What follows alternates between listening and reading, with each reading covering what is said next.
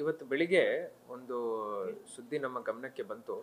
ಬೆಳಗಾವಿ ಜಿಲ್ಲೆಗೆ ಸೇರುವಂಥ ಒಂದು 30 ಜನದ ತಂಡ ಪ್ರಯಾಗರಾಜ್ ಹೋಗಿ ಅಲ್ಲಿ ಒಬ್ಬರಿಗೊಬ್ಬರು ಸಿಗ್ತಾ ಇಲ್ಲ, ಸ್ವಲ್ಪ ಮಿಸ್ಸಿಂಗ್ ಆಗಿದ್ದಾರೆ ಅಂತ ಹೇಳಿ ನಮಗೆ ಸುದ್ದಿ ಬಂತು. ನಾವು ವಿಚಾರಣೆಯನ್ನು ನಡೆಸ್ತಾ ಇದ್ದೀವಿ.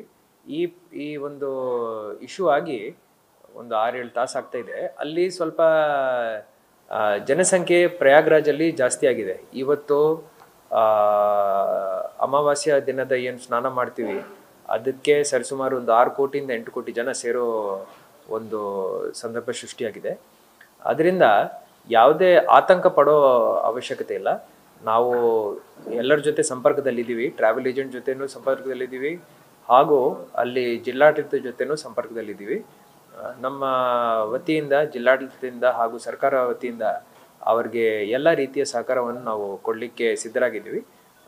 ಅಲ್ಲಿರುವಂಥ ಜಿಲ್ಲಾಧಿಕಾರಿಗಳು ಹಾಗೂ ಸ್ಪೆಷಲ್ DC ಗಳು ಯಾರ್ಯಾರಿದ್ದಾರೆ ಅವ್ರ ಜೊತೆ ಎಲ್ಲ IAS ಆಫೀಸರ್ಸ್ ಹಾಗೂ IPS ಆಫೀಸರ್ಸ್ ಜೊತೆ ಸಂಪರ್ಕದಲ್ಲಿದ್ದೀವಿ. ಯೂಶಲಿ ನಾವು 24 hours ತನಕ ವೆಯ್ಟ್ ಮಾಡ್ತೀವಿ ಯಾವುದೇ ಲೀಗಲ್ ಪ್ರೊಸೀಜರ್ ಸ್ಟಾರ್ಟ್ ಮಾಡೋ ಮುಂಚೆ. ಆದರೆ ಈ ಒಂದು ಸ್ಪೆಷಲ್ ಸಂದರ್ಭದಲ್ಲಿ ನಾವು ಈಗಾಗಲೇ ಅಲ್ಲಿ ಜಿಲ್ಲಾಡಳಿತದ ಜೊತೆ ಸಂಪರ್ಕ ಮಾಡಿಕೊಂಡು ಎಲ್ಲ ರೀತಿಯ ಸಹಕಾರ ಅವರಿಂದ ನಾವು ಕೇಳಿದ್ದೀವಿ. ಅವ್ರು ಕೊಡಲಿಕ್ಕೆ ಒಪ್ಕೊಂಡಿದ್ದಾರೆ. ಮಿಸ್ಸಿಂಗ್ ಅಂತ ಹೇಳಲಿಕ್ಕಿಲ್ಲ, ಬಿಕಾಸ್ ನಾವು ಯೂಶಲಿ 24 hours ವೆಯ್ಟ್ ಮಾಡ್ತೀವಿ ಮಿಸ್ಸಿಂಗ್ ಡಿಕ್ಲೇರ್ ಮಾಡಲಿಕ್ಕೆ.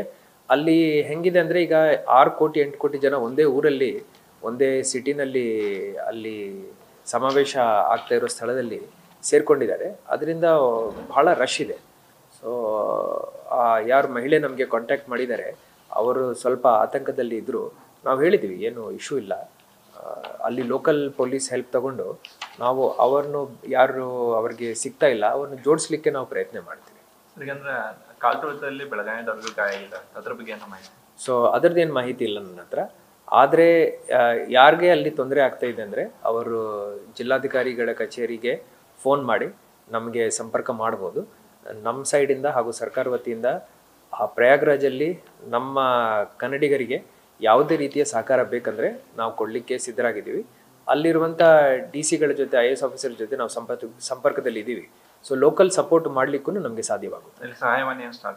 ಈಗ ನಮ್ಮ DC ಕಚೇರಿಗೆ ನಂಬರ್ ಇದೆ, ಆನ್ಲೈನ್ ನಮ್ಮ ವೆಬ್ಸೈಟಲ್ಲಿ ಇರೋ ನಂಬರ್ಗೆ ಅವ್ರು ಫೋನ್ ಮಾಡಿದ್ದಾರೆ ಅಂದರೆ ನಾವು ಆ ಕರೆಗಳನ್ನು ರಿಸೀವ್ ಮಾಡ್ಕೊಳ್ತೀವಿ. ಅದರದ್ದು ಮಾಹಿತಿ ಇಲ್ಲ, ಬಿಕಾಸ್ ಜನರು ಪ್ರೈವೇಟ್ ವೆಹಿಕಲ್ಸ್ ಹಾಕ್ಕೊಂಡು ಹೋಗ್ತಾ ಇದ್ದಾರೆ. ಅದೇ ರೀತಿ ರೈಲ್ವೆ ಮುಖಾಂತರ, ಫ್ಲೈಟ್ಸ್ ಮುಖಾಂತರನೂ ಹೋಗ್ತಾ ಇದ್ದಾರೆ. ಸೊ ಅಟ್ಲೀಸ್ಟ್ ರೈಲ್ವೆ ಫ್ಲೈಟ್ಸ್ ಮುಖಾಂತರ ನಾವು ಸ್ವಲ್ಪ ಅದನ್ನು ಟ್ರ್ಯಾಕ್ ಮಾಡಲಿಕ್ಕೆ ಸಾಧ್ಯವಿದೆ. ಆದರೆ ಈ ಪ್ರೈವೇಟ್ ಆಪರೇಟರ್ಸ್ ಇಲ್ಲಿ ಅವರು ಇರ್ತಾರೆ, ಬೇರೆ ಬೇರೆಯಿಂದ ಟೆಂಪೋಸ್ನು ಬುಕ್ ಮಾಡ್ಕೊಂಡು ಹೋಗ್ತಾ ಇದ್ದಾರೆ. ಸೊ ಅದರದ್ದು ನಮಗೆ ಮಾಹಿತಿ ಇಲ್ಲ.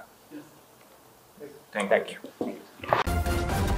ನ್ಯೂಸ್ ಫಸ್ಟ್, ನಿರ್ಭೀತಿಯಿಂದ ನಿಮ್ಮ ಪರವಾಗಿ.